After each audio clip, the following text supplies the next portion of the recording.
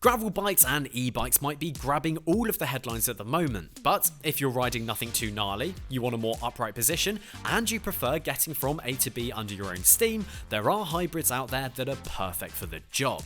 In this video, we're going to look at 8 of the best hybrids for 2024 over a range of different price points.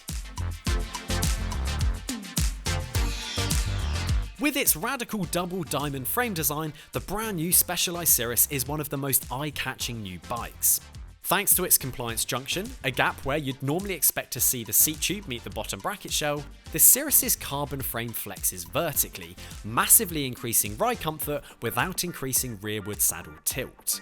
Along with the suspension from the frame, there's Specialized FutureShock 1.5 system under the stem, which gives 20mm of travel, and big fat tyres. There's clearance for up to 42mm rubber. The top of the range Sirrus 6.0, which costs £2,400 here in the UK, has a 1x-SRAM GX Eagle Lunar group set and SRAM level TLM hydraulic disc brakes. Alternatively, there's a Sirrus X 5.0 that comes in at just under £2,000, with SRAM NX Eagle and wider 38mm Pathfinder tyres for more mixed terrain. Of course, Specialized still sells the more traditional aluminium frame Sirrus without the compliance junction, with lower specs to suit those smaller budgets.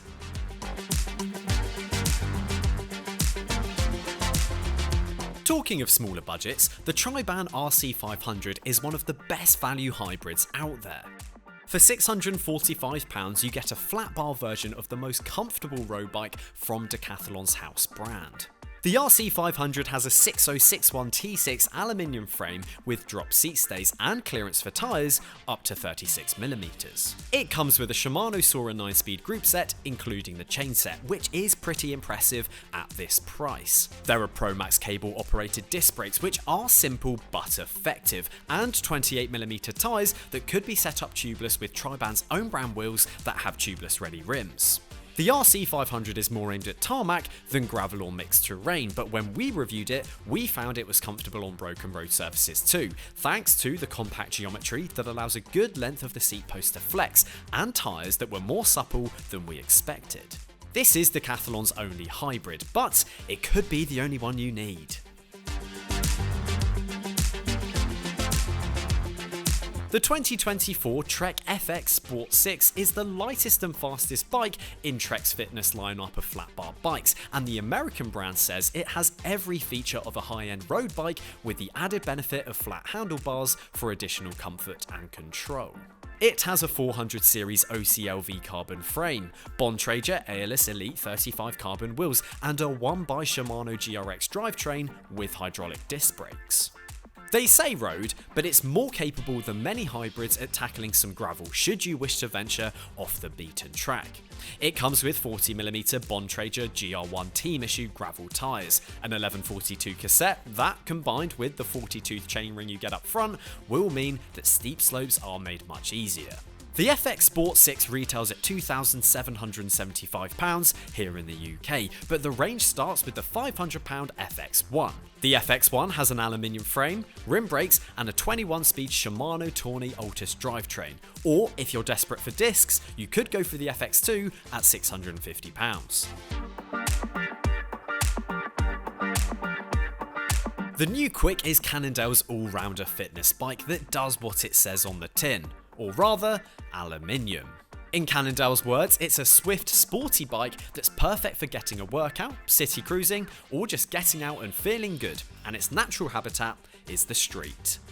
As we know, Cannondale was a pioneer of aluminium frames. Remember the iconic CAD frames with their oversized tubes? Well, it's great to see all of that historical expertise resurfacing in a range of affordable bikes. It's already a nicely designed bike, but it's great to see Cannondale sweating the details. The Quick has full rack and mudguard mounts, 360-degree reflectives on the frame, and comes with an integrated wheel sensor that connects to Cannondale's app for activity tracking, calories burned, bike registering, servicing reminders, and more. The flagship model is the Quick 1, which retails at £1,250 here in the UK. The entry level is the Quick 6, which gets a Smartform C3 alloy frame but comes with a steel fork, V-brakes, and microshift 3x7 gearing. That bike retails at a highly competitive £525.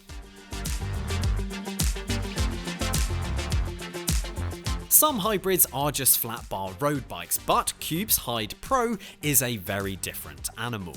It draws its inspiration from the German brand's 29er hardtails, but is perfectly adapted for the city with its stripped back aluminium frame, fully rigid fork, and belt drive connected to an 8-speed Shimano Nexus hub. Naturally, it gets Shimano hydraulic disc brakes too. Cube's strapline for it is Battle the City, and it is as close to an ultimate urban warrior as you'll find. The geometry is designed for weaving through traffic, braking and cornering, and it has huge clearance for 58mm tyres and comes with Schramm's Big Apple 55mm or 2.1-inch rubber. The Hyde Pro retails at £999, and it's actually not the flagship bike in the range. That's the £1,199 Hyde Race. The Hyde Race is more like a traditional hybrid, with a slightly less compact frame and clearance for 42mm tyres.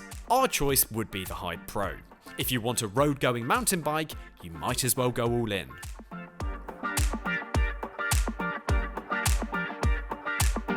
The Vitus Mach 3 has a wheel in both camps. It's not a flat bar road bike restricted to tarmac, but it's not a repurposed fully rigid mountain bike either. Its build is combining classic hybrid versatility with modern looks and performance, and is perfect for cycle paths, country lanes, or wide forest trails. But how does it do that? Well, it's more like a flat bar gravel bike than we've seen so far from Vitus. There might even be something of the French randonneur about it, which would be a nice nod to the tradition given Vitus's French origins. Its predecessor leaned more towards the road, with even a hint of beach cruiser with its kinked top tube. But this latest version is right in the middle of the dial, with a nicely balanced geometry, a 6061 T6 aluminium frame, with drop seat stays that are almost expected, and 38mm Tamwell tyres.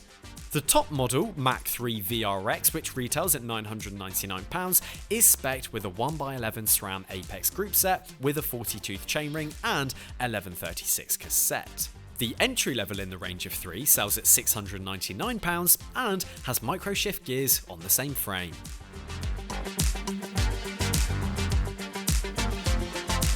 The Marin Kentfield is affordable, comfortable, and reliable.